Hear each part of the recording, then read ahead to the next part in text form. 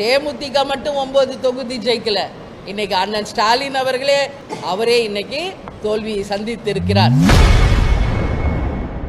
தேமுதிக மட்டும் 9 தொகுதிகளில் தோற்கவில்லை. கொளத்தூர் தொகுதியை சிங்கப்பூராக மாற்றிய முதல்வர் ஸ்டாலினும் தோற்றுள்ளதாக தேமுதிக எம்எல்ஏ பிரேமலதா விஜயகாந்த் கூறியுள்ளது அதிர்ச்சியை ஏற்படுத்தியுள்ளது. 5 2வது இடம் பெற்றிருக்கிறோம்.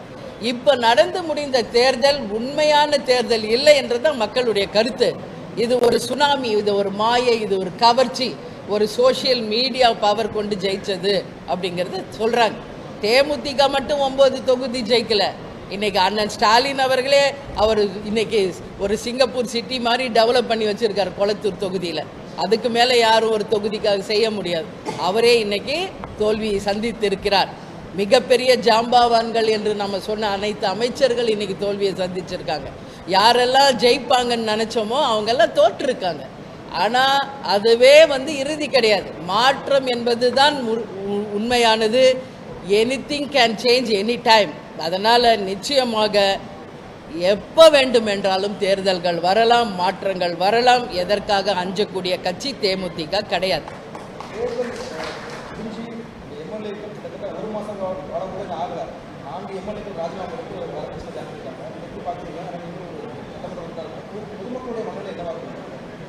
பாருங்க, எல்லாம் கையில பாருங்க, எல்லார் கையிலையும் மை இருக்கா? அத்தனை பேர் கையிலையும் மை இருக்கா? இன்னும் மை கூட யார் கையில இருந்து போகல.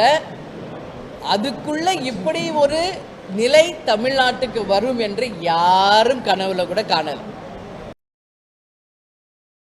செய்திகளை உள்ளது உள்ளபடி தெரிந்து கொள்ள ரெஃப்ளெக்ட் நியூஸை சப்ஸ்கிரைப் பண்ணுங்க.